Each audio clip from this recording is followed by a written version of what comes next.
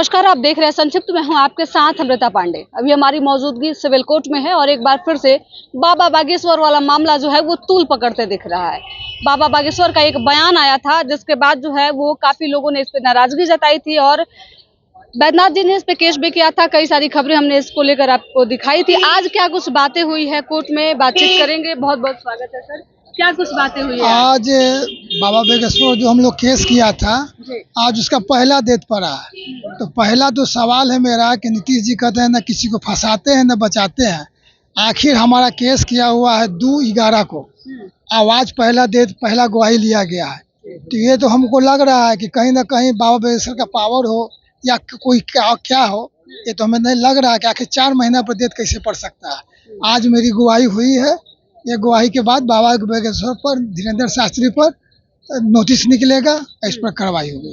तो आपने बाबा बागेश्वर पर केस कर दिया, सबके चहेते हैं, सब लोग जो है उनको पसंद करता है, हिंदुओं की बात करता है। देखिए, हिंदू के बात करते हैं, हिंदू राष्ट्र की बात करते हैं, तो बाबा बागेश्वर, धीरेन्द्र शास्त्री जी से सवाल पूछा जाए कि क्या जो पहले हिंदू में जो माना जाता था सती प्रथा, हिंदू का मेन माना जाता है, जिसे अंग्रेजों ने और इंडियन लोगों ने बंद कर दिया, तो क्या बाबा बागेश्वर फिर से सती प्रथा लाएंगे हिंदू राष्ट्र बनाकर?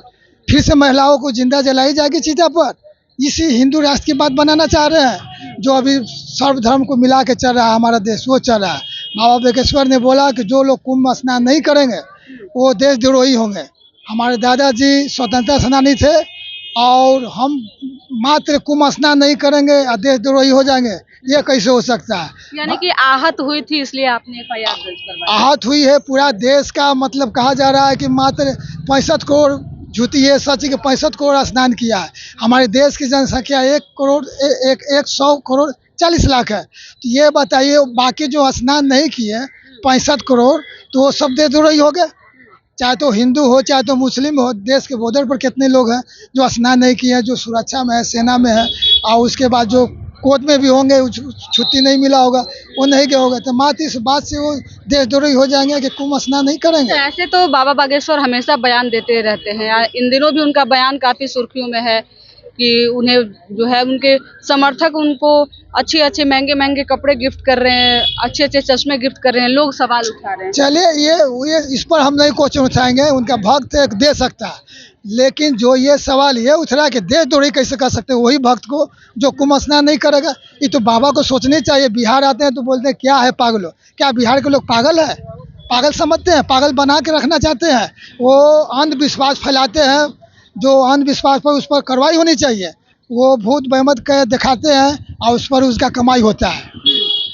चलिए, इस मामले को जो देख रहे हैं वकील साहब भी हमारे साथ है, बातचीत करेंगे। सर, सबसे पहले अपना परिचय दीजिएगा। मेरा नाम अनिल कुमार है, मैं पटना सिविल कोर्ट में प्रैक्टिस करता हूँ। जी, बाबा बागेश्वर का मामला आप ही देख रहे हैं, क्या कुछ मामला है और किस तरीके से कार्रवाई चल रही है? बाबा बागेश्वर नाथ जो है वो अपना स्टेटमेंट दिए थे, जो आम जनता के विरुद्ध बहुत सारे लोगों ने अपना अपमानित महसूस किए उनके बातों से, जिसमें परिवादी भी जो है अपमानित महसूस किए। उन्होंने परिवाद पत्र दाखिल किया और आज न्यायालय में अपना स्टेटमेंट जज के सामने में रिकॉर्ड कराए हैं, और बाकी और भी लोग जो है अपना स्टेटमेंट रिकॉर्ड कराएंगे, संज्ञान होगा, उसके बाद फिर उनके विरुद्ध सम्मन निर्गत होगा। तो इसके लिए क्या कुछ सजा होती है सर? सजा 2 से 3 साल तक है, या न्यायालय जो उचित समझेंगे वो करेंगे, और फाइन भी है उसमें। पहले तो है उनके विरुद्ध सम्मन न्यायालय पाएंगे तो निर्गत करेंगे, उनको बुलाया जाएगा। तो बाबा बागेश्वर का ये पहला केस है या फिर आपके पास ऐसे और भी केसेस आए हुए हैं? अभी मेरे पास तो पहला केस आया है, लेकिन और भी बहुत सारे केसेस हुए हैं उनके विरुद्ध दूसरे न्यायालय में। तो कब तक इसको लेकर जो है वो पूरे तरीके से सुनवाई हो जाएगी? अगले महीने तक हम समझते हैं कि सुनवाई कंप्लीट हो जाएगी और सम्मन्स पर फिर आर्गुमेंट होगी, बहस होगी। मतलब उम्मीद है कि जो मामला आपके पास दर्ज किया गया था, जिसको लेकर आप केस लड़ रहे हैं, सफलता मिलेगी उसमें? हाँ, निश्चित सफलता मिलेगी, क्योंकि उन्होंने बहुत सारा ऐसी बातें बोली है जो समाज के विरुद्ध है। तो वैसे में न्यायालय पाएंगे ही कि इस तरह का व्यवहार नहीं होना चाहिए किसी आम जनता के विरुद्ध, इसलिए न्यायालय पाएंगे और सम्मत जाएगा उनके विरुद्ध। बाबा बागेश्वर को लेकर आप लोगों ने एफआईआर किया है, उनके बयान को लेकर, क्या कुछ मामला भी चल रहा है? हम लोग टीवी और पेपर के माध्यम से 28/1/2025 को कुंभ स्नान के शुभ अवसर पर उन्होंने बोले हैं कि जो दब के मर गया वो मोक्ष के प्राप्ति हो गया। हम तो नहीं जानते हैं, न तो बाबा भी नहीं जानते हैं कि दब के मर गया तब मोक्ष के प्राप्त होगा। और जो कुंभ स्नान नहीं करेगा वो देशद्रोही हो जाएगा।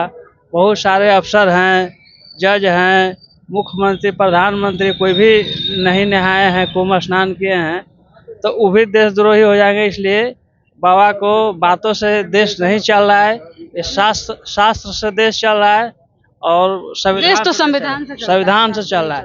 इसलिए ये सब बात समाज में गलत बात नहीं बोलना चाहिए। इसलिए समाज के और पूरा देश के लोगों को इससे बहुत दुखित महसूस हुआ है और हम लोग भी को लेकर आप लोगों ने हाँ, इसलिए लेकर हम लोग FIR किए हैं। अच्छा, कब का अगला डेट पड़ा है सर?